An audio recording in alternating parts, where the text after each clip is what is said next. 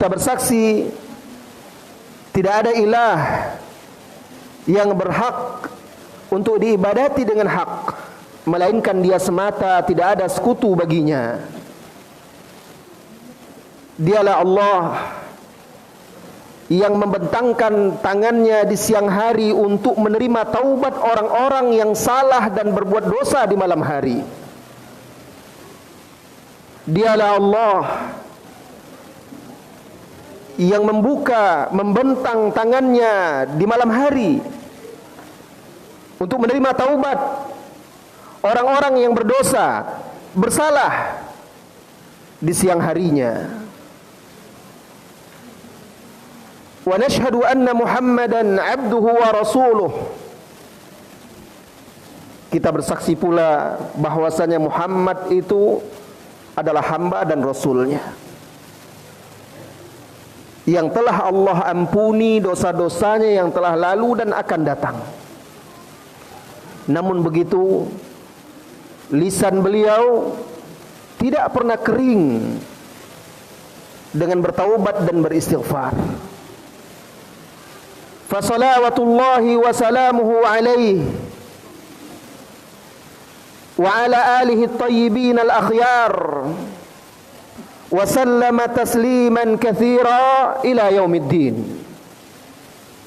Semoga salawat Allah dan salam tiasa tercurah kepada beliau sallallahu alaihi wasallam, pada keluarga-keluarga beliau yang baik lagi terpilih, juga kepada para sahabat-sahabatnya sampai hari kiamat kelak. Amma ba'du, saudara-saudari kaum muslimin dan muslimat rahimani Allah wa iyyakum. Apabila kita perhatikan kehidupan dunia ini, kita perhatikan kondisi dan keadaan kita sebagai manusia, kita rasakan kadang kita bersemangat untuk menjalankan agama, bersungguh-sungguh beribadah kepada Allah Subhanahu wa ta'ala. Di lain waktu kita rasakan kemunduran dan kemerosotan. Kita merasa malas, merasa jenuh, lalai dan lengah. Kadang kita merasakan pengawasan Allah Subhanahu wa ta'ala pada diri kita.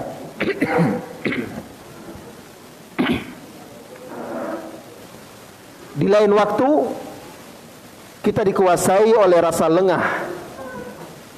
Tidak ada satupun dari kita yang lepas dari dosa dan maksiat. Siapapun kita pasti akan terjatuh dalam salah, berbuat dosa dan keliru. Saya dan engkau wahai saudara-saudariku, kita semua bukanlah maksum, bukanlah orang yang terjaga dari dosa dan salah. Hanya para nabi dan rasul yang maksum, hanya para malaikat yang tidak berbuat dosa.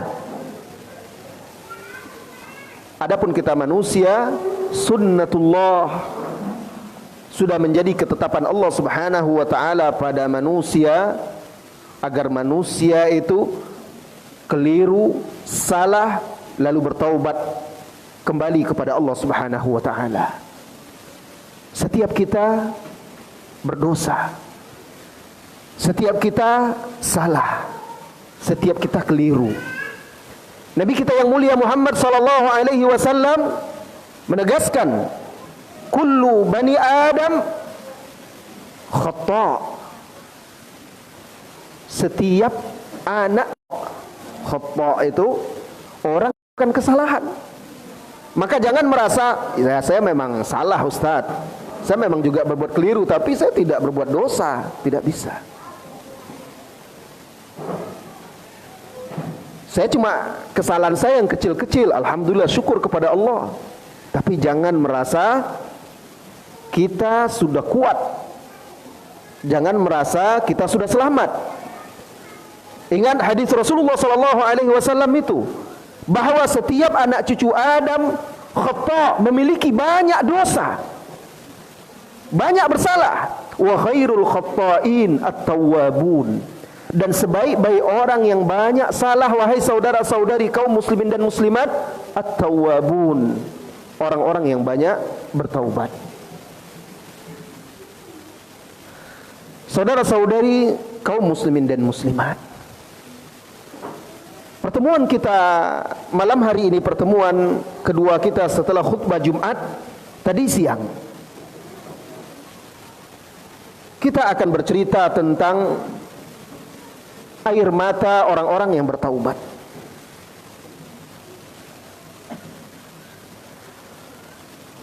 Karena kita merasakan di zaman yang penuh fitnah, syubhat dan syahwat ini, terasa hati mengeras, kesat, dan mata kering, jarang menangis karena takut kepada Allah Subhanahu wa ta'ala. Di antara rahmat Allah Subhanahu wa ta'ala kepada kita semua, wahai saudara-saudari kaum muslimin dan muslimat, bahwasanya Allah Subhanahu wa ta'ala membukakan untuk kita semuanya pintu taubat dan pintu rahmat, pintu untuk kembali kepadanya. Setiap kali kita dikalahkan oleh dosa, oleh nafsu, oleh angkara, setiap kali kita dikalahkan oleh kelalaian dan kelengahan kita, setiap kali kita ternoda oleh dosa, maka Allah bukakan pintu bagi kita untuk kembali ke jalannya. Allah berfirman di dalam kitabnya di surat Toha ayat 82, wa inni laghaffarun liman taba wa amana wa amila salihan tsumma ihtada. Dan sesungguhnya aku, kata Allah Subhanahu wa ta'ala, laghaffar, benar-benar maha mengampuni dosa-dosa. Tapi itu khusus bagi orang-orang liman taba wa aman, bagi orang-orang yang bertaubat lalu dia perbaiki. Karena ketika orang berbuat dosa, maka orang yang betul-betul bertaubat lalu dia perbaiki keimanannya, wa amila salihah, dan dia juga beramal saleh. Taubatnya tidak cukup sekedar astagfirullah, astagfirullah, astagfirullah. Tidak cukup sebatas mengatakan saya bertaubat kepadamu ya Allah, tetapi dia buktikan dengan amal saleh dia. Tsumma ihtada, kemudian dia berpetunjuk mengikuti jalan yang lurus. Allah Subhanahu wa ta'ala menyeru kita semua hamba-hambanya untuk bertaubat. Allah janjikan untuk hamba-hambanya semuanya ampunan bagi orang yang bertaubat dan menyesali perbuatannya, sebesar apapun dosanya, sebanyak apapun kesalahannya. Allah janjikan ampunan untuknya. Bahkan sekalipun buih-buih di lautan yang tidak mungkin bagi kita menghitungnya, sekalipun dosa itu bertumpuk-tumpuk sampai ke atas awan, jika dia bertaubat, menyesalinya, bertekad untuk memperbaiki diri, Allah akan ampuni.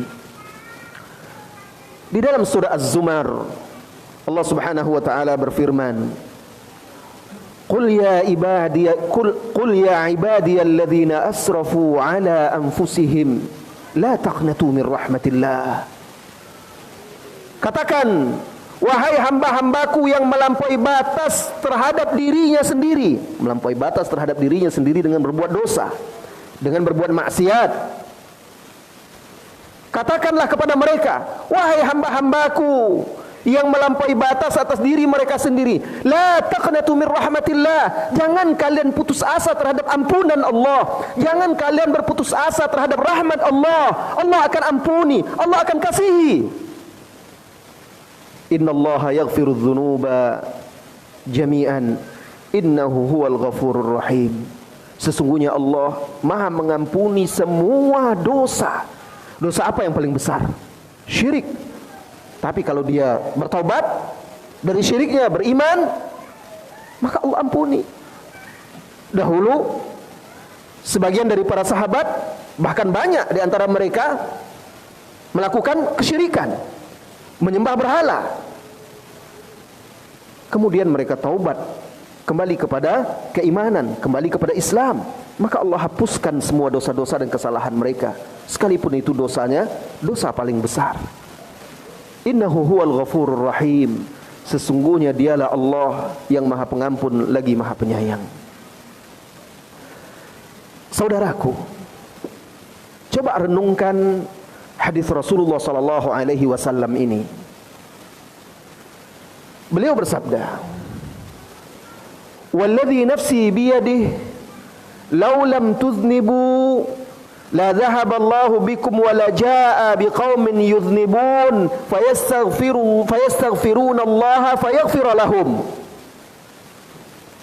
Kata Nabi kita yang mulia Muhammad sallallahu alaihi wasallam, "Walladzi nafsi biyadihi," demi Allah yang jiwaku berada di tangannya, kalau kalian itu tidak punya dosa, tidak pernah keliru, la dhahaballahu bikum, Allah pasti lenyapkan kalian. Wala jaa biqaumin yuznibun, lalu Allah gantikan kalian dengan orang-orang kaum-kaum yang mereka keliru, yang mereka berbuat salah, mereka berbuat dosa. Fayastaghfiruna Allah, lalu mereka sadar, insaf, memohon ampun kepada Allah, fayaghfirallahu lahum, maka Allah ampuni mereka. Jangan salah paham wahai saudaraku, bukan berarti kalau begitu berbuat dosa, tidak. Maksudnya tidak ada orang yang tidak punya dosa.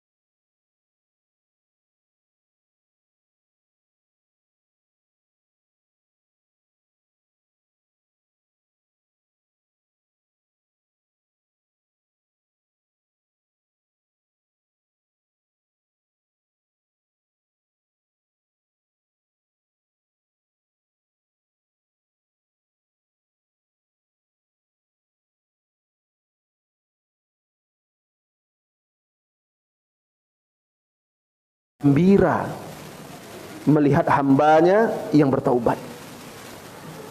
Di dalam hadis lain yang juga hadis yang sahih,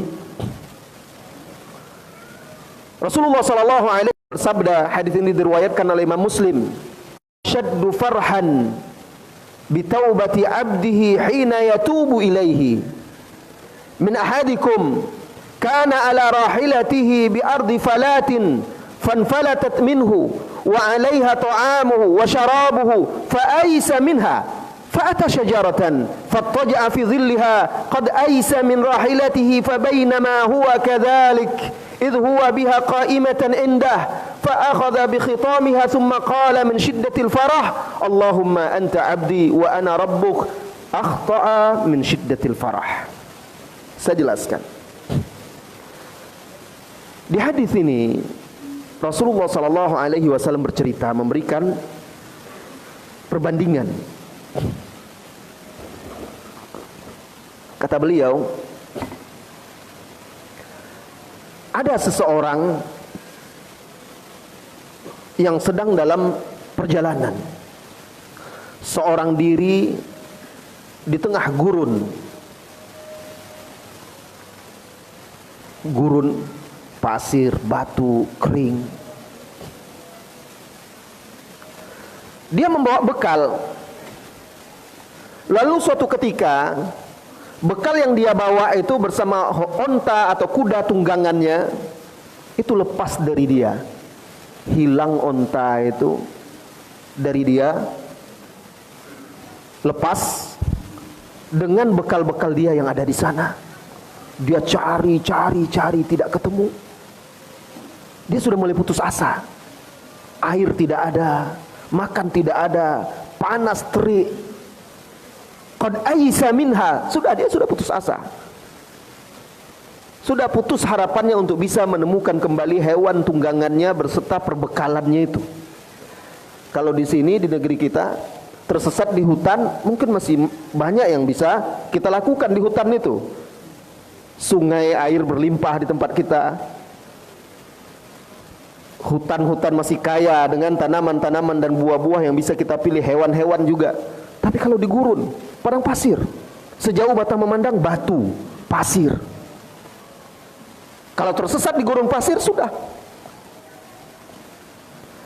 Nah, dia tersesat, hewan tunggangannya dan perbekalannya hilang. Akhirnya dia putus asa. Sampailah dia di bawah sebuah pohon. Lalu dia berbaring di sana, berteduh dan sudah putus asa, pasrah saja sudah. Tertidur dia. Sesaat dia bangun kembali. Tiba-tiba ketika dia terbangun, hewan tunggangannya itu ontiri kembali di hadapannya. Coba Anda bayangkan, kalau Anda di posisi dia, sudah putus asa, sudah yang terbayang itu mati, kehausan, nggak ada lagi siapa yang menolong, sudah pasrah. Tiba-tiba Anda tertidur karena lemas, lalu bangun sadar, hewan tunggangan Anda, kendaraan Anda dan perbekalan yang ada di dalamnya, air, makanan, muncul lagi, sudah berdiri di depanmu. Apa yang akan kita rasakan? Tentu kita akan gembira, sangat gembira sekali. Seperti hamba ini, kata Rasulullah SAW. Segera dia berdiri, dia pegang cepat tali kekang ontanya. Kemudian saking gembiranya dia hilang akalnya. Orang kalau saking gembira kadang dia hilang akal, lupa apa yang dia ucapkan. Maka saking gembiranya dia bermaksud memuji Allah, tapi salah ucap dia. Apa kata dia? Allahumma anta abdi wa ana rabbuk. Ya Allah, engkau hambaku, aku Tuhanmu. Apa kata Nabi SAW? Akhta'a min syiddatil farah. Dia keliru saking gembiranya. Kalau orang sudah hilang akal di situ, saking keliru, tidak lagi dicatat oleh malaikat, sudah tidak berdosa karena sudah di luar kemampuan dia. Begitu gembiranya dia. Tapi apa kata Nabi SAW? Lallahu asyaddu farhan. Sungguh Allah lebih gembira dengan bertaubatnya seorang hambanya kepadanya. Ketika salah seorang dari kalian bertobat kepada Allah, Allah lebih gembira lagi daripada hamba tadi yang kehilangan hewan dan makanannya lalu mendapatkannya lagi setelah putus asa. Betapa gembiranya hamba itu, Allah lebih gembira lagi.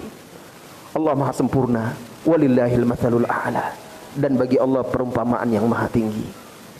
Jadi ketika Anda beristighfar, bertaubat, menyesali diri kepada Allah Subhanahu wa taala, maka Allah gembira terhadapmu wahai saudara-saudari kaum muslimin dan muslimat.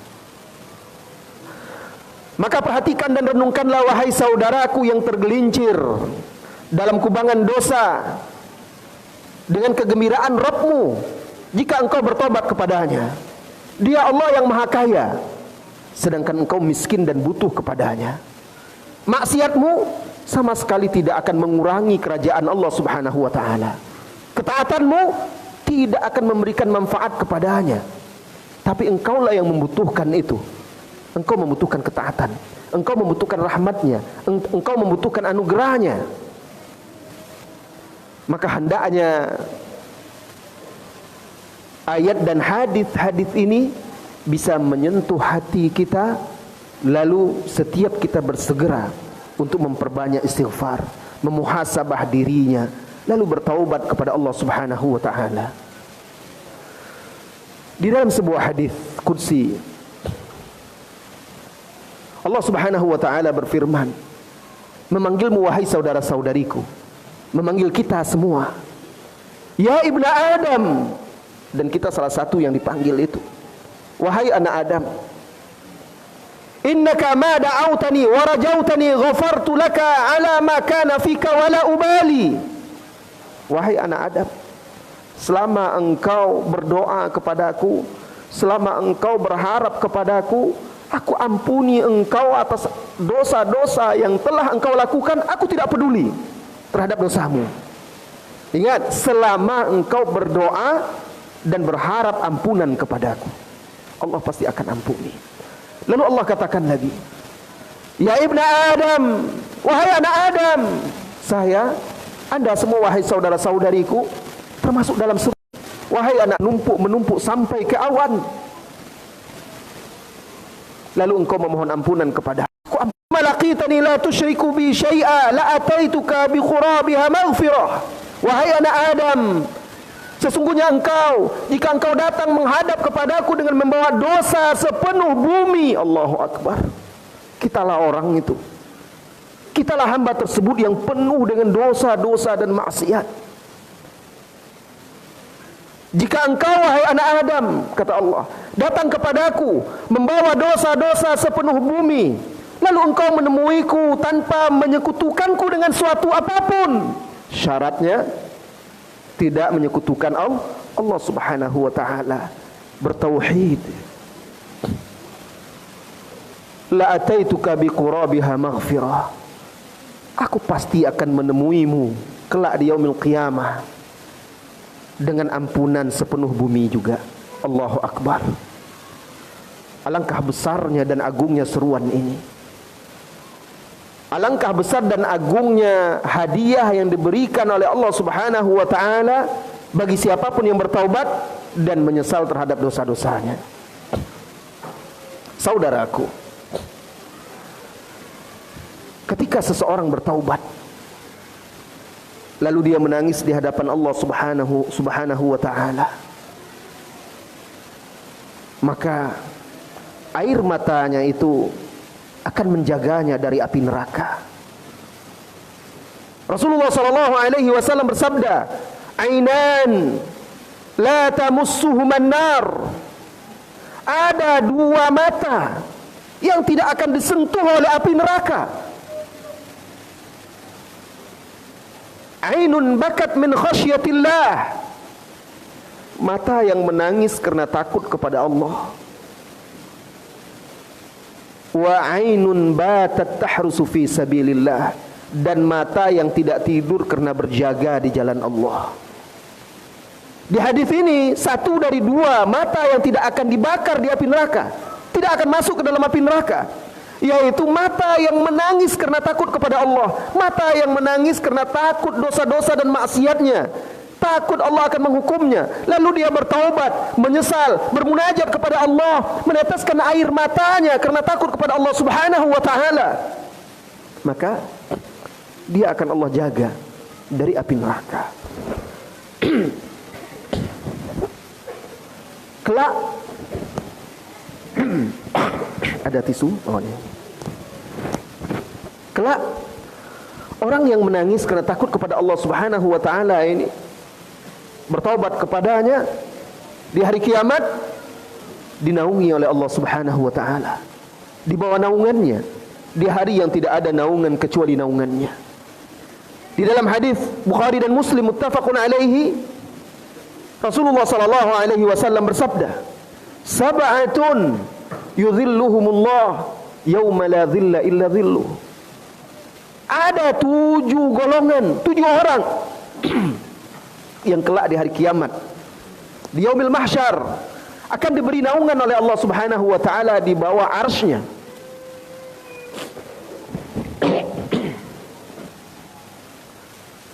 Di hari yang tidak ada naungan kecuali naungannya. Di yaumil mahsyar, wahai saudaraku, matahari didekatkan kepada kepala 1 mil. Kata perawi hadis, saya tidak tahu milnya itu jarak tempuh ataukah mil celak besi untuk celak perempuan itu namanya mil dalam bahasa Arab. Yang dicelak, dicelupkan ke celak lalu digoreskan, dioleskan ke mata. Itu namanya mil. Bayangkan dekatnya. Atau kalaupun jarak tempuh itu 1 mil dekat kalau matahari segitu. Tanpa berpakaian, tanpa beralas kaki, tanpa berkhitan. Semua disebutkan oleh urusannya masing-masing. Matahari didekatkan kepada manusia. Mereka tidak makan, tidak minum, bercucur keringat. Ada orang-orang yang dinaungi oleh Allah Subhanahu wa taala, diberi tempat berteduh di bawah arsy-Nya. 7 golongan. Salah satunya warajulun dzakarallahu khalian fafadat ainah. Seseorang yang mengingat Allah Subhanahu wa taala saat dia seorang diri, lalu meneteslah air matanya, menangis dia. Ini salah satunya. Dan orang-orang yang betul-betul bertaubat, dia akan cari saat dia berkhulwat dengan Allah, lalu dia akan bersungguh-sungguh untuk bertaubat, menyesali dosanya, meneteskan air mata, memohon ampun kepada Allah Subhanahu wa ta'ala. Kaum muslimin dan muslimat yang semoga senantiasa dirahmati dan diberkahi oleh Allah Subhanahu wa ta'ala. Sebagian orang bertanya, saya alhamdulillah salat 5 waktu. Saya alhamdulillah rajin hadir pengajian. Saya belajar Al-Quran. Bahkan saya belajar ilmu-ilmu agama lainnya. Lalu saya bertobat dari apa? Subhanallah. Ini adalah tipu daya syaitan yang menjauhkan kita dari Allah Subhanahu wa ta'ala. Siapa diri kita? Nabi kita yang mulia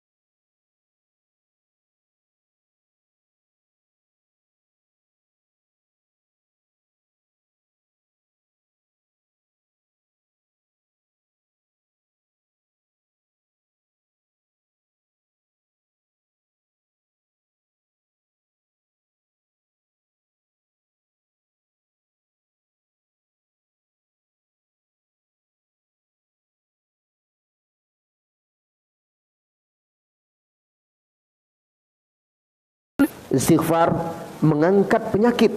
Istighfar kunci dari segala problematika. Kaum muslimin dan muslimat yang semoga senantiasa dirahmati dan diberkahi oleh Allah Subhanahu wa taala.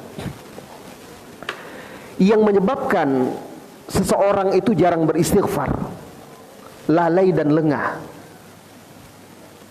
jarang bertobat dan memohon ampun kepada Allah, karena dia selalu menganggap remeh dan sepele dosa yang dia lakukan. Sahabat Abdullah bin Mas'ud radhiyallahu anhu menuturkan, innal mu'min yara dhunubahu ka'annahu qa'idun tahta jabal yakhafu an yaqa'a alayhi, wa innal fajira yara dhunubahu kadzubabi marra ala anfihi faqala bihi hakadha. Artinya, kata Abdullah bin Mas'ud, orang beriman itu, seorang mukmin, dia memandang dosanya, dosa-dosanya itu seperti dia sedang duduk di bawah sebuah gunung yang akan longsor menimpanya. Misalkan engkau berada di kaki gunung, lalu gunung itu meletus, melongsorkan lava, magma, batu-batuan, awan hitam yang panas. Apa yang Anda lakukan? Coba lihat ketika ada gunung meletus di Jawa, kita lihat itu videonya ya. Orang berlarian menyelamatkan diri, hanya awan saja, awan panasnya itu. Anak tertinggal, ibunya ketinggalan, semua masing-masing menyelamatkan diri karena takut tertimpa oleh awan, terkena oleh awan itu atau tertimpa oleh hujan-hujan batu dari gunung tersebut. Nah, begitulah seorang mukmin memandang dosanya itu. Dia melihat dosa itu seperti gunung yang akan menghimpitnya. Dia takut, dia harus lari sejauh-jauhnya. Ini nasihat Ibnu Mas'ud. Oleh karena itu, karena dia memandangnya seperti gunung besar yang akan meletus dan akan meluluh lantakkan dia ketakutan, dia berusaha lari dan lepas. Ini perumpamaan. Seorang mukmin kalaupun dia keliru, sekecil apapun dosa yang dilakukannya, dia tidak melihat kecilnya dosa, tapi dia melihat kepada siapa dia berdosa, kepada Zat yang maha besar. Maka dia ketakutan, dia segera bertaubat, beristighfar, memohon ampun kepada Allah Subhanahu wa taala. Wa innal fajira, adapun seorang fajir, orang kafir, pelaku-pelaku dosa dan maksiat yang telah Allah tutup atau hatinya telah dikotori oleh dosa-dosa dan maksiat. Dalam hadis, dalam riwayat lain, lafaz lain, wa innal munafiq, sesungguhnya seorang munafik, yara dzunubahu kadzubab marra ala anfih. Dia itu, orang munafik itu, melihat dosa-dosanya itu seperti lalat yang lewat di depan hidungnya. Coba, kalau ada lalat hinggap atau lewat di depan hidung seseorang, apa yang dia lakukan? Paling cuma begini ya, dihalau gitu aja, sepele. Gak mungkin dia tonjok kan? Dia anggap sepele saja, paling kecil, kerdil. Maka lalat itu akan terus balik aja kepada dia, dihalau, datang lagi, datang lagi, datang lagi. Begitulah dosanya diulang-ulang terus. Kenapa? Karena dia menganggap sepele yang dia, ini kan dosa kecil. Dia tidak melihat kepada siapa dia telah berbuat dosa. Maka wahai saudaraku, tidak ada dosa yang besar apabila diiringi dengan taubat dan penyesalan. Dan tidak ada namanya dosa kecil apabila selalu dilakukan berulang-ulang tanpa pernah bertaubat dan menyesalinya. Nabi kita Muhammad SAW sudah mengingatkan agar kita berhati-hati, jangan menganggap remeh dosa-dosa kecil, karena dosa-dosa kecil ini yang paling sering membuat kita lalai, lengah, lalu jarang beristighfar. Akhirnya karena banyaknya dosa kecil ini bertumpuk, membuat hati itu mengeras. Beliau sallallahu alaihi wasallam bersabda, "Iyyakum wa muhaqqiratiz dzunub." Jauhilah oleh kalian dosa-dosa yang diremehkan. Muhaqqaratiz dzunub, dosa-dosa yang dianggap dipandang rendah, dipandang kerdil. Fa inna ma mathalu muhaqqaratiz dzunubi kamathali qaumin nazalu bi batni wadin. Perumpamaan dosa-dosa kecil itu, dosa-dosa yang dianggap sepele oleh orang, dianggap remeh itu, seperti satu kaum, sekelompok orang yang dalam perjalanan lalu beristirahat di sebuah lembah. Faja'a dza bi'audin wa ja'a dza bi'audin hatta jama'u ma andaja khubzahum. Kemudian mereka mulai membuat unggun. Masing-masing pergi mencari kayu. Si fulan, si A datang bawa sedikit kayu. Si C, si B bawa sedikit kayu. Si C bawa sedikit kayu. Si D bawa sedikit kayu. Si E, si F dan begitu seterusnya, mereka bawa kayu sedikit-sedikit ditumpukkan. Lalu dihidupkanlah api. Mereka pangganglah, mereka masaklah, mereka buat masak roti mereka sehingga roti itu matang.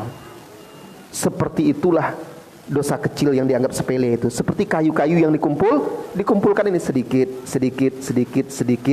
tapi akhirnya dia akan membakar, bahkan bisa menggosongkan. Wa inna muhaqqaratiz dzunubi mata ya'khudhuha sahibuha tuhlikuh. Dan sesungguhnya dosa-dosa yang dianggap sepele itu apabila terus-menerus dilakukan oleh pelakunya tanpa dia bertobat, menyesali dan meninggalkannya, maka akan menghancurkannya. Akan semakin jauh dia dari Allah Subhanahu wa taala. Masuk waktu Isya? Belum, udah. Azan dulu baru kita lanjutkan. Gitu. Ya, silakan. Kita lanjutkan setelah azan Isya insyaallah.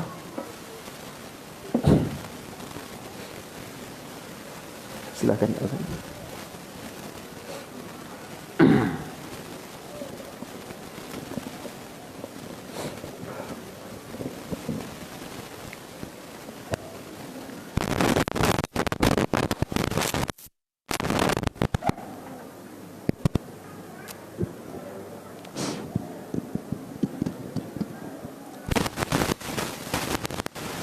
Allahu Akbar, Allahu Akbar, Allahu Akbar, Allahu Akbar. Ashhadu an la ilaha illallah. Ashhadu an la ilaha illallah. Asyhadu an la Ashhadu anna Muhammadar Rasulullah. Ashhadu anna Muhammadar Rasulullah. Hayya 'alas salah. Hayya 'alas salah.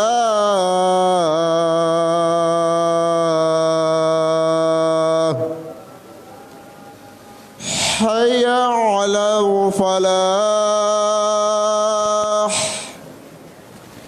Hayya 'alal falah.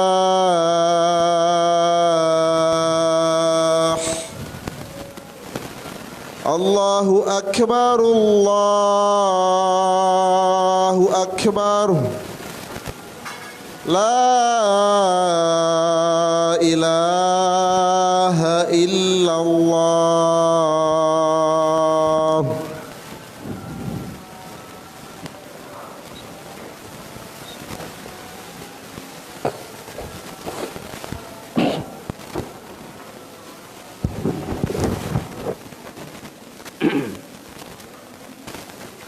Kaum muslimin dan muslimat yang semoga senantiasa dirahmati dan diberkahi oleh Allah Subhanahu wa taala. setelah kita mengetahui keutamaan taubat,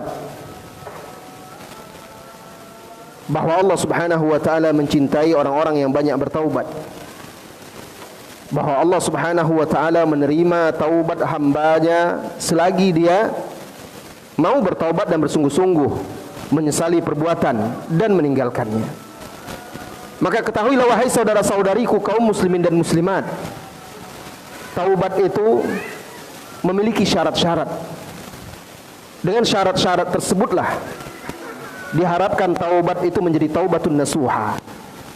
Taubat yang nasuha, taubat sebenar-benarnya taubat yang akan membuahkan kebaikan setelah orang tersebut bertaubat.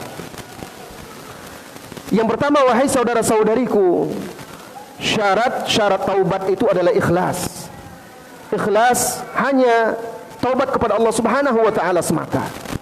Taubat dan air mata yang dia teteskan, istighfar yang dia ulang-ulang dan perbanyak, bukan karena riya, bukan karena orang, agar orang menilai dia adalah orang yang soleh, yang taat, yang banyak bertaubat. Tidak, bukan riya, bukan sum'ah, tetapi ikhlas, mengharapkan ampunan, pahala dan ridha Allah Subhanahu wa taala semata. Allah Subhanahu wa taala berfirman di dalam surah An-Nisa, illal ladzina tabu, kecuali orang-orang yang bertaubat, wa aslahu, lalu dia melakukan perbaikan, wa atasimu bihablillah, wa atasamu bihablillah, dan berpegang teguh dengan tali Allah, wa akhlasu dinahum lillah, faulaika ma'al mu'minin, maka mereka itulah yang akan dikumpulkan bersama orang-orang yang beriman. Perhatikan di sini wahai saudaraku, di ayat yang mulia ini Allah tegaskan, illal ladzina tabu, kecuali orang-orang yang bertaubat, wa aslahu, lalu dia islah, memperbaiki diri dia, zahir dan batin dia, wa atasamu billah, dan berpegang teguh dengan Allah, dia jaga keistiqomahannya, pegang teguh agama ini. Setelah bertaubat, seseorang harus lebih baik dari sebelumnya, lebih taat, lebih menjaga dirinya, lebih bertakwa kepada Allah Subhanahu wa taala. Lalu Allah katakan wa akhlasu dinahum lillah, dan mereka ini juga mengikhlaskan agama mereka untuk Allah Subhanahu wa taala semata. Maka orang inilah yang akan dikumpulkan kelak bersama orang-orang yang beriman. Ini syarat yang pertama. Syarat yang kedua, taubat yang benar itu meninggalkan dosa dan maksiat yang dikerjakan. Bagaimana mungkin seseorang taubatnya akan sah kalau dia masih melakukan dosa-dosanya? Ada orang, dia beristighfar, dia bertaubat, tapi dosa masih dilakukannya juga. Itu bukan bertaubat. Orang yang bertaubat itu betul-betul ditinggalkannya dosanya, tapi bukan berarti setelah bertaubat dia jadi malaikat, lalu tidak akan jatuh lagi dalam dosa. Bukan begitu. Seseorang walaupun bertaubat, dosanya diampuni, dia manusia. Selagi hidup di dunia masih ada kemungkinan salah dan keliru. Bisa saja dia keliru lagi, tidak ada masalah. Yang penting dia sungguh-sungguh mau bertaubat. Berbeda dengan orang yang mengatakan dia taubat, dia istighfar, dia akan perbaiki dirinya, janji, tapi dia masih juga sambil melakukan itu. Nah, ini tidak akan berguna taubatnya. Jadi yang kedua syaratnya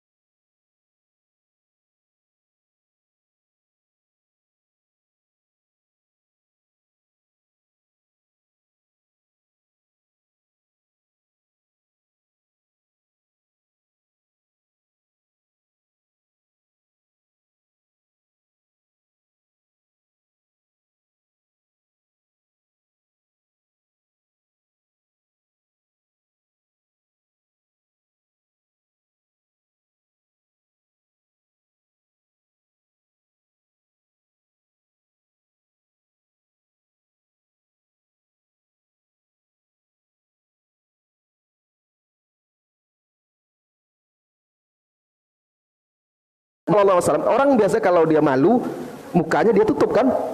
Kalau malu, dia tutup seperti itu. Dengan kain, dengan selendang. Nah, Rasulullah SAW ingin menasihati dia, kenapa tidak engkau tutup dosa ini? Allah sudah tutup, tidak ada orang yang tahu. Sekarang engkau menyesalinya. Masa menyesal? Tobat kepada Allah, sebenarnya sudah cukup. Itu kata Rasulullah kepada dia. Rasulullah ingin orang ini tutup dosa itu. Jangan buka. Cukup engkau bertobat kepada Allah Subhanahu wa taala. Nah, sebagian orang masa dosa-dosa dia di masa lalu dia ceritakan dengan bangga. Saya dulu ini begini, saya dulu begini, saya begitu. Biar jadi alasannya biar jadi ibrah bagi orang. Ibrah apa? Ya. Jadi tidak boleh berbangga-bangga. Salah satu syarat taubat itu tidak merasa bangga di hadapan orang dengan dosa yang pernah dilakukan. Kalau dia sudah bertobat, ya sudah, ngapain lagi? Tutup saja, tidak perlu dibangga-banggakan. Kemudian syarat yang berikutnya, apabila dosa yang dia lakukan terkait dengan hak-hak anak Adam, maka selain dia bertaubat kepada Allah Subhanahu wa taala,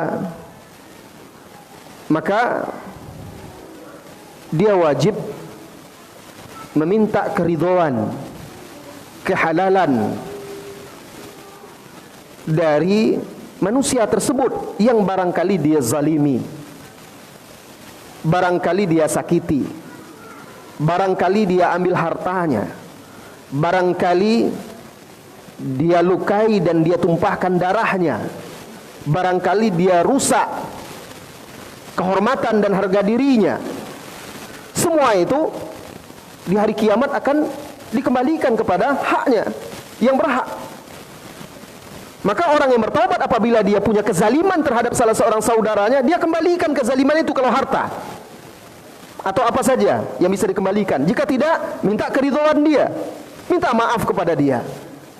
Sebelum nanti di hari kiamat Allah adili, lalu akhirnya orang ini yang menzalimi saudara-saudaranya ini, yang pernah memukulnya, yang pernah menumpahkan darahnya, yang pernah memakan hartanya dengan zalim, yang pernah merusak kehormatannya, harga dirinya, maka kelak di hari kiamat orang ini yang pernah merusak itu diambil kebaikannya, diberikan kepada orang yang dizaliminya. Jika tidak cukup kebaikannya itu, maka orang ini kalau ada dosa, diambil dosanya ditimpakan kepada orang ini yang zalim tadi, lalu orang zalim ini dicampakkan ke dalam neraka. Waliyadzubillah. Maka jika seseorang bertaubat dan ada kaitannya dengan hak-hak manusia, kembalikan atau minta keridhaannya. Nabi kita yang mulia sallallahu alaihi wasallam bersabda dalam hadis yang sahih, "Man kanat lahu mazlamatun li ahadin min 'irdihi aw syai'in falyatahallalhu minhu al-yawm." Barang siapa yang memiliki kezaliman, perbuatan zalim kepada salah seorang, baik berupa kehormatan dan harga diri seseorang itu atau sesuatu yang lainnya, falyatahallalhu, hendaklah dia minta kehalalan, falyatahallal minhu, hendaklah dia minta kehalalan darinya al-yauma qabla an la yakuna dinar wala dirham, sebelum sampai tiba hari kiamat yang tidak berguna lagi dinar wala dirham. Engkau tidak bisa lagi ganti rugi sama dia, berdamai dengan ganti rugi, enggak bisa lagi. In kana lahu amalun salih ukhidha minhu biqadri mazlamatih. Jika dia punya amal soleh, diambillah amal solehnya itu sesuai dengan kadar kezaliman yang telah dia perbuat. Wa illam takun lahu hasanat ukhidha min sayyiati sahibihi fahumila alaihi. Kalau ternyata dia tidak punya kebaikannya tidak cukup, diambillah keburukan orang yang dizaliminya lalu ditimpakan kepada dia. Na'udzubillah. Ini syarat-syarat taubat yang benar. Kaum muslimin dan muslimat, saat malam hari ketika manusia tidur dan engkau bangun seorang diri, maka bersimpulah di hadapan Allah. Tengadahkan tanganmu, panjatkan munajatmu, teteskan air matamu. Saat engkau dalam sujudmu, maka menangislah karena takut kepada Allah. Teteskan air matamu, memohon ampun, meminta pengampunan dari yang maha pengampun. Tidak ada yang lebih dicintai oleh Allah Subhanahu wa ta'ala daripada tetesan-tetesan air mata orang-orang yang bertaubat, orang-orang yang takut kepada Allah Subhanahu wa ta'ala. Kata Nabi sallallahu alaihi wasallam dari Abu Umamah Al-Bahili, "Laisa syai'un ahabbu ila Allah ta'ala min qatrataini." Tidak ada yang lebih dicintai oleh Allah Subhanahu wa ta'ala daripada dua tetes, wa atharaini, dan dua jejak. Qatratu dumu'in min khasyatillah wa qatratu damin tuhraku fi sabilillah. Dua tetes yang paling dicintai oleh Allah itu adalah tetesan air mata yang karena takut kepada Allah, dan tetesan darah yang tumpah di jalan Allah. Wa ammal atharan, adapun dua jejak yang paling dicintai oleh Allah, fa atharun fi sabilillah, jejak di jalan Allah, wa atharun fi faridatin min faraidillah, dan jejak langkah seseorang dalam rangka menunaikan ibadah-ibadah yang Allah fardukan kepadanya. Hadis ini diriwayatkan oleh Al-Imam At-Tirmidzi dan hadis ini adalah hadis sahih. Disahihkan oleh Syekh Al-Albani rahimahullahu taala. Kaum muslimin yang semoga senantiasa dirahmati dan diberkahi oleh Allah Subhanahu wa taala. Menangis karena takut kepada Allah hanya bisa dilakukan oleh orang-orang yang memiliki hati yang lembut. Orang-orang yang memiliki hati lembut, orang-orang yang senantiasa ingat kepada Allah, banyak menyesali dosa, dan sering mengingat kematian. Maka bermuhasabalah. Kalau engkau tidak bisa menangis, maka lihatlah, barangkali hati salah seorang dari kita berpenyakit. Maka mintalah kepada Allah Subhanahu wa ta'ala untuk melembutkan hati kita. Al-Imam Ibnu Qayyim Al-Jauziyah rahimahullahu ta'ala memberikan petuah, cari hatimu di 3 tempat. Saat engkau berkhalwat hanya dengan Allah Subhanahu wa ta'ala, saat engkau berzikir, bermunajat, bertaubat kepadanya. Ini pertama, kalau kita ingin tahu apakah kita punya hati atau tidak, apakah hati kita tersentuh atau tidak saat kita seorang diri bersama Allah Subhanahu wa ta'ala.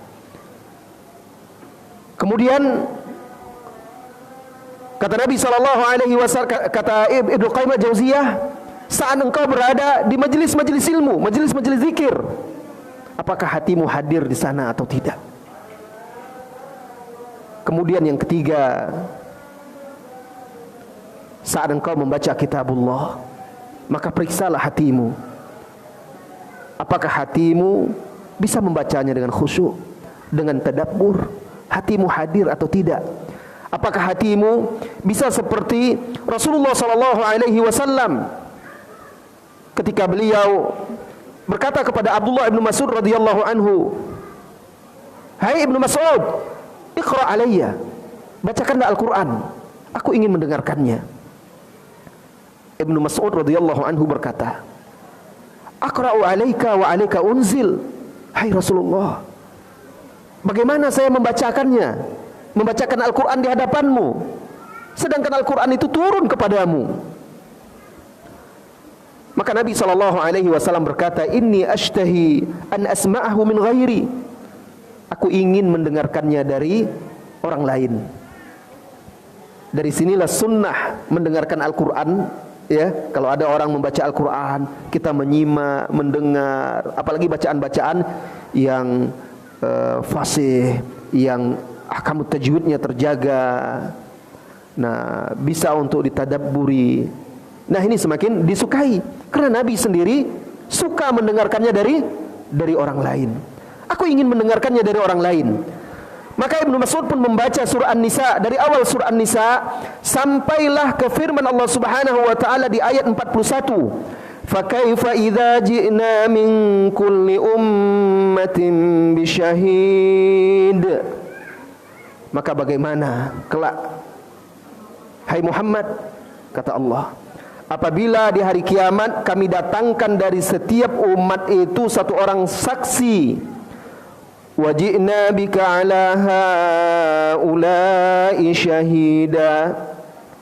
Setelah itu kami datangkan engkau ke atas seluruh umat-umat itu, di hadapan seluruh umat-umat itu menjadi saksi atas mereka semuanya. Sampai di ayat itu, lihat berapa banyak dia mendengarkan ayat Al-Qur'an, mendengarkan Al-Qur'an. Mulai dari surah An-Nisa itu, awal surah An-Nisa sampai akhir surah An-Nisa, sampai akhir juz 4 itu 2 lembar setengah. 5 halaman.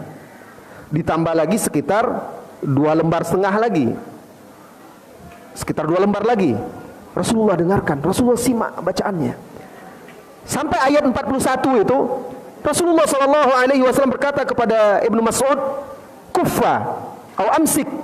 Cukup, berhenti. Apa kata Abdullah bin Mas'ud? "Fara'aitu ainahu tadhrifan." Aku lihat kedua matanya basah, menangis. Hadis diriwayatkan oleh Imam Al-Bukhari. Rasulullah SAW menangis ketika membaca Al-Quran. Cari hati kita, periksa hati kita ketika berkhulwat dengan Allah Subhanahu wa taala. Bangun malam hari. Kemudian di majelis-majelis zikir. Kemudian ketika kita membaca kitabullah. Lalu kata Ibnu Qayyim, kalau engkau tidak mendapatkan hatimu di situ, di 3 tempat itu, maka menangislah dan minta kepada Allah karena engkau tidak punya hati. Kaum muslimin dan muslimat yang semoga senantiasa dirahmati dan diberkahi oleh Allah Subhanahu wa taala. Sahabat Abdullah bin Sikhir radhiyallahu anhu menuturkan, aku pernah mendatangi Rasulullah sallallahu alaihi wasallam dan dia sedang salat sunat. Rasulullah sallallahu alaihi wasallam. Datang sahabat Abdullah bin Sikhir. Azizun ka aziz. Dada dan kerongkongan Rasulullah sallallahu alaihi wasallam itu tangis Rasulullah sallallahu alaihi wasallam dalam salat sehingga seperti gemuruh air yang mendidih. Rasulullah menahan tangisnya. Orang kalau tahan nangis kan seperti bergemuruh lagi di dadanya. Sahabat ini datang, Rasulullah sallallahu alaihi wasallam sedang salat. Beliau mendengar itu. Hadis ini diriwayatkan oleh Abu Daud dan disahihkan oleh Syekh Al-Albani rahimahullahu taala. Aisyah radhiyallahu anha meriwayatkan, suatu malam Rasulullah sallallahu alaihi wasallam bangun untuk salat. Aisyah memegangnya. Rasulullah sallallahu alaihi wasallam berkata kepada Aisyah, "Ya Aisyah, dharini ata'abbadu li Rabbi." Biarkan aku malam ini beribadah kepada Rabbku. Beliau hendak salat.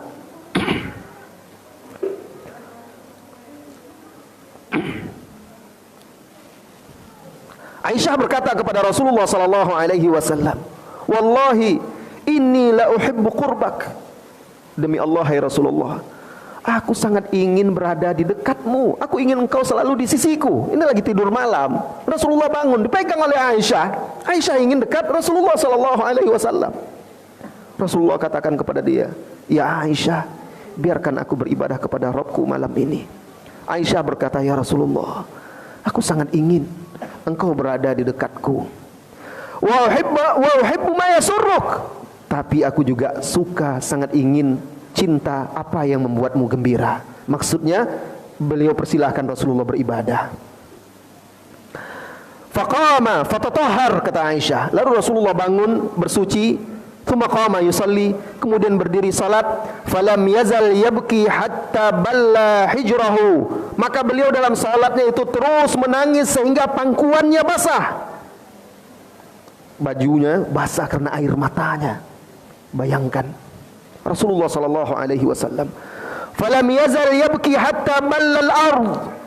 Dan beliau terus menangis sehingga tanah tempat dia sujud basah. Karena dia sujud air matanya menetes terus. Wajah Bilal yu'adzim bis salah, dan beliau terus sampai subuh menangis, sampai datang Bilal mengumandangkan adzan salat, lalu memanggil Rasulullah sallallahu alaihi wasallam, as-salah ya Rasulullah, salat hai Rasulullah, maksudnya salat fardu.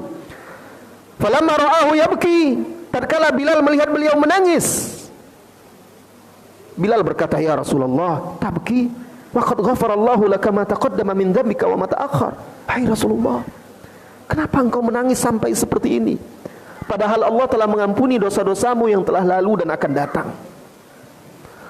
Qal afala akunu abdan syakura. Hai Bilal, kenapa aku tidak menjadi seorang hamba yang bersyukur? Karena Allah telah mengampuni dosa-dosaku yang telah lalu dan akan datang itulah, maka aku harus banyak bersyukur. Rupanya Rasulullah semakin dia diampuni, semakin dia taat, semakin dia baik, semakin dia banyak menangis kepada Allah. Orang kalau dia semakin banyak bertobat, harusnya semakin lebih baik lagi, seperti yang dicontohkan oleh Rasulullah sallallahu alaihi wasallam ini. Kaum muslimin, kaum muslimat yang semoga senantiasa dirahmati dan diberkahi oleh Allah Subhanahu wa taala. Ustaz, gimana tanya jawab? Ada biasanya gimana? Hah? Masih cukup? Masih bisa? Sebelum qomat masih bisa? Baik, kita berikan waktu untuk jamaah yang ingin bertanya. Boleh bertanya langsung, boleh dituliskan untuk akhwat, tuliskan pertanyaannya dan berikan kepada panitia. Allahu a'lam bissawab. Kita lanjutkan dengan tanya jawab karena waktu untuk iqamah semakin dekat. Bismillah.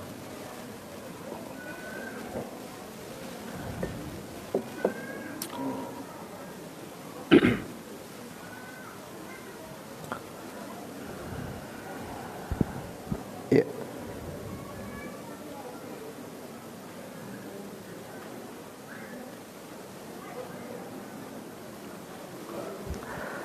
Assalamualaikum Ustaz, afwan, apakah boleh selain Nabi Muhammad sallallahu alaihi wasallam bertaubat dengan mengatakan demi jiwaku yang berada di tangannya? Itu sumpah. Kalimat walladzi nafsi biyadih itu sumpah.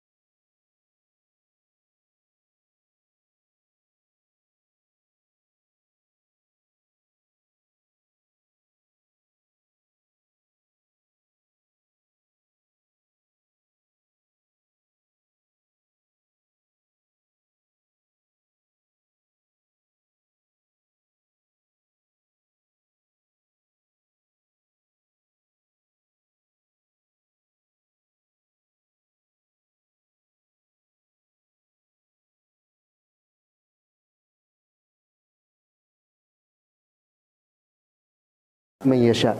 Sesungguhnya Allah tidak mengampuni dosa-dosa syirik dan mengampuni dosa-dosa selain dari itu. Berarti ada dosa yang tidak diampuni, Ustaz. Ini maksudnya ketika orang yang berbuat syirik mati di atas kesyirikannya, dia tidak mendapatkan ampunan dari Allah Subhanahu wa taala. Artinya dia tidak bertaubat. Tapi kalau ada orang mencuri, ada orang minum khamar, ada orang misalnya berbuat dosa dan maksiat, dia belum sempat bertaubat, lalu mati dia membawa dosa-dosa itu, maka di akhirat, di yaumil qiyamah, dia tahta masyiatillah, di bawah kehendak Allah. Kalau Allah ingin, Allah ampuni langsung. Itu maksudnya dosa-dosa selain syirik itu mendapat kesempatan untuk diampuni. Allah ampuni, tidak perlu masuk neraka. Loh kok bisa Ustaz? Ya Allah Maha Pengasih, bisa saja. Mungkin ada sebab-sebabnya, dan itu wewenang Allah Subhanahu wa taala. Dan kalau Allah ingin yang lain, Allah masukkan dia dulu ke neraka untuk menghukum, membersihkan dia dari dosa-dosa maksiatnya tadi. Setelah selesai masanya, Allah ampuni dia. Allah angkat Allah bersihkan, lalu Allah izinkan dia masuk surga. Ini perbedaannya dengan dosa syirik. Maksudnya di akhirat orang yang mati di atas kesyirikan itu tidak mendapatkan ampunan. Tapi kalau sebelum mati orang yang melakukan syirik bertaubat, dia kembali kepada Islam kalau dia syirik akbar, ya, maka Allah pasti akan ampuni jika taubatnya itu sungguh-sungguh ikhlas karena Allah Subhanahu wa taala. Seperti yang saya katakan tadi, generasi awal kaum muslimin yaitu para sahabat, sebagian mereka dahulu menyembah berhala, menyekutukan Allah.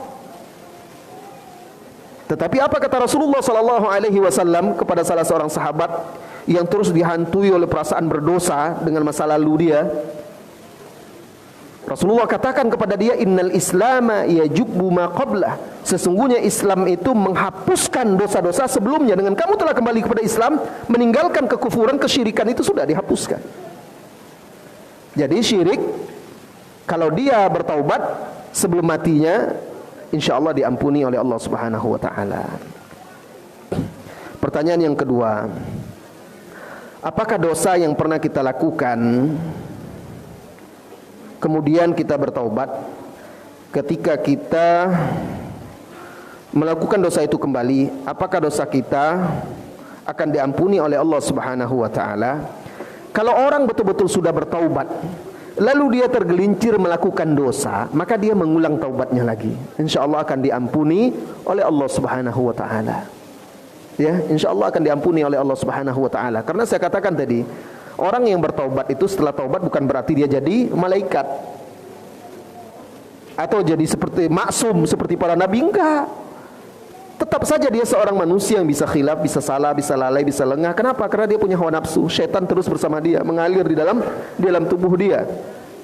Syaitan, dia punya qarin dari syaitan, dari jin yang mengajak dia kepada keburukan. Ada selalu, tapi dia akan berjuang. Kalau dia tergelincir, dia bertaubat cepat, beristighfar, memohon ampun kepada Allah, dan Allah insya Allah akan ampuni dia. Allahu a'lam bissawab. Silakan kalau ada pertanyaan yang lain, boleh bertanya langsung juga boleh. Ya, silakan. Waalaikumsalam. Suaranya keras kan?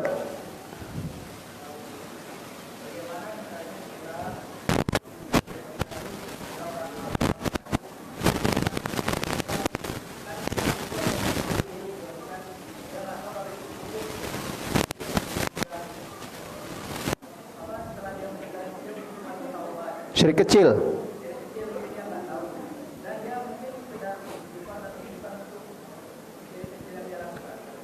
Ya, syirik kecil tidak membuat seseorang kekal di dalam neraka. Ya, syirik kecil itu tidak mengeluarkan orang dari agama. Maka ya di akhirat yang syiriknya itu tidak diampuni, syirik kecilnya dia tetap tidak diampuni, tapi diazab dulu di neraka. Setelah bersih dari syirik kecilnya itu, insya Allah dia akan dimasukkan ke dalam surga. Tapi kalau dia memang tidak tahu sama sekali, karena selama ini tidak ada yang mengajarkan kepadanya, ya, apalagi kadang-kadang di kampung-kampung tidak sampai dakwah ke sana, ya. Di sebagian daerah tidak sampai orang yang mengajarkan tauhid, syirik, apa itu syirik, contoh-contoh syirik, tidak ada. Orang dia terlahir, tumbuh besar, dia pahami agama Islam itu begini, tidak ada sampai kepada dia. Tapi dia tidak melakukan syirkul akbar, hanya syirik-syirik kecil, riya misalnya, atau sedikit jimat-jimat, ya, atau yang lain-lainnya, syirik kecil lah. Nah, atau dia tatayur. Tatayur itu menisbatkan keberuntungan dan kesialan kepada makhluk-makhluk tertentu, seperti hari beruntung, hari sial, hari baik, hari buruk, angka sial, angka baik. Nah, ini contoh-contoh tatayur juga, ya. Itu bagian dari syirik kecil. Dan memang selama ini dia tidak tahu, tidak ada yang menyampaikan, dan itu banyak juga kaum muslimin. Mudah-mudahan ini menjadi uzur bagi dia, ya. Bagi uzur karena memang tidak sampai sama sekali dakwah kepada dia. Jangan katakan, "Oh, kenapa dia tidak belajar?" Nggak bisa begitu. Sebelum dakwah ini banyak tersebar, mau belajar pun tidak akan dapat juga waktu itu. Memang tidak sampai. Jadi memang dia tidak tahu sama sekali dan tidak ada yang mengajarkan serta tempat belajar waktu itu barangkali, ya. Mudah-mudahan dia ada uzur. Tapi Perlu kita ketahui, syirkul asghar itu tidak menyebabkan seseorang keluar dari agama dan tidak membuat dia kekal di dalam neraka. Allahu a'lam bissawab. Ustaz, ana selalu mengulangi dosa yang sama. Semoga Allah Subhanahu wa taala melimpahkan taufik kepada Anda wahai saudaraku dan menguatkan Anda di atas taubat. Ketika bertobat ana merasa munafik karena terbesit nanti dosa itu akan terulang lagi. Bagaimana agar ana benar-benar tidak melakukan lagi? Saudaraku, yang pertama, ingat-ingat selalu pesan sahabat Ibnu Mas'ud.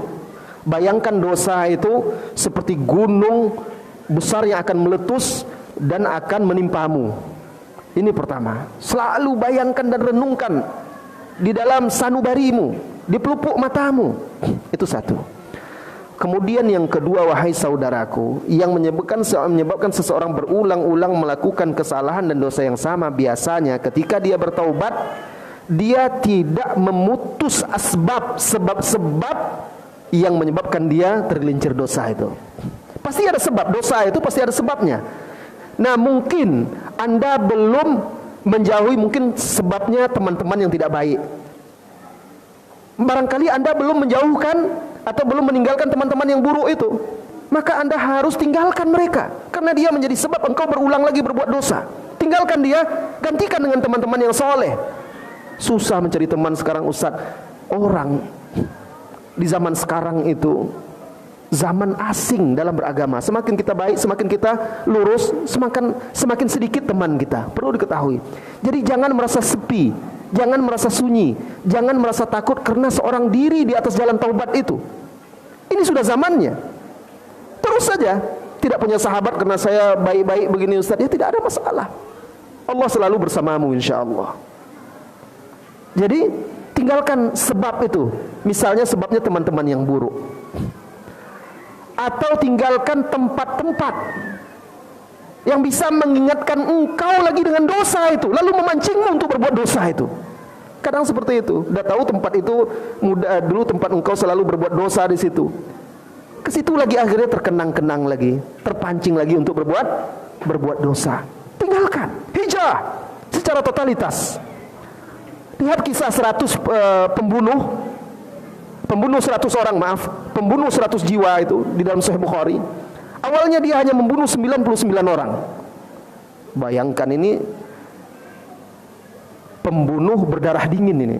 Mudah saja dia membunuh. 99 orang sudah dibunuhnya dengan tangan dia. Tapi dia menyesal, ingin bertaubat. Dia cari guru, dia cari orang yang bisa membimbingnya, minta nasihat.